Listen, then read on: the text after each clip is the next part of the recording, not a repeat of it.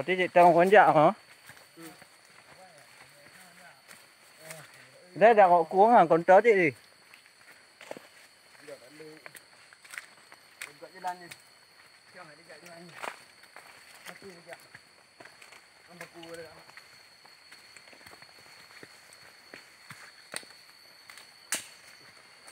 Demi mencari tempat wisata guys. Kami guys menjelajah guys ke hutan Pungki ni guys. Hutan lagi oh. Hutan kampung Inilah guys suasananya guys. Banyak suara-suara.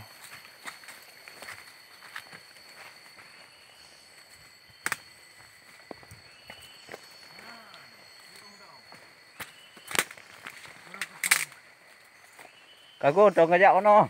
Ayo, tuh. Tong. Kuatnya je ono aja ayo.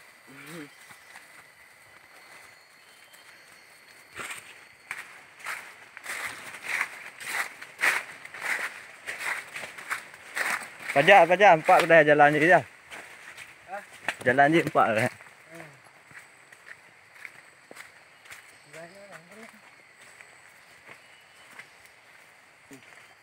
Hah? Ikut ni baba. Mak oi jalan je. Halo pemirsa YouTube semuanya, inilah kondisi jalan menuju Ungkuh ya. Ungkuh air terjun di Desa Pungki, Kecamatan Sungai Mas guys. Buat rakan-rakan yang mau kunjungi silakan. Masih jauh rupanya masih jauh. Perjalanan ini sungguh sangat. Aduh. Halo guys.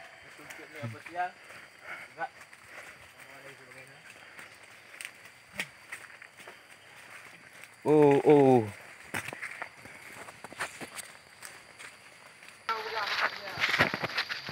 Oh, ini ada lebar no. Tahu no. Ya guys, inilah suasananya guys. Alhamdulillah dah sampai ketinggian nih. Ke puncak guys. Mangon telah ucuk guys pakai baju putih, bukan utuk.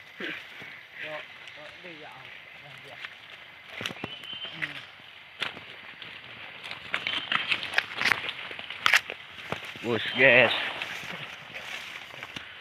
Mendaki guys, mendaki. Alah, kita dah ada dua. Aduh guys. Kak balik saya guys.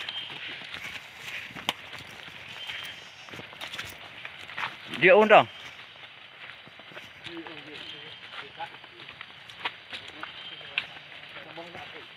Ya beginilah lintasan jalannya ya guys.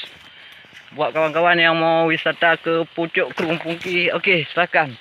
Tapi jangan lewati jalan ini ya. Jalan ini sangat berbahaya dan terjal nih. Oh guys. Tuum guys.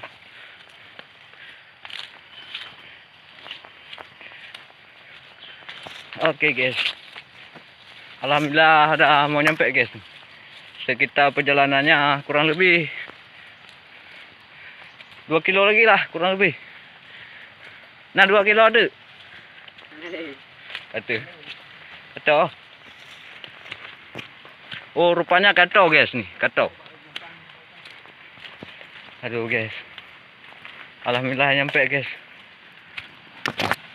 Ya sama-sama ya kita saksikan ya kayak mana kelanjutannya di video kami ini ya. Kayak mana indahnya alam Pungki guys. Ya kayak mana keindahannya, mari sama-sama kita saksikan bersama-sama ya. Yuk. Ini guys ya. Nah ini guys. Halo guys, ini kami udah nyampe guys ke air terjun nih guys ya. Alhamdulillah cita-citanya udah lama kali pengen nyampe kemari. Ya kebetulan hari ini kami nyampe.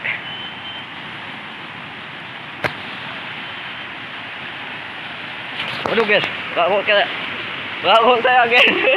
Dua kali guys. Waduh. Capek ya.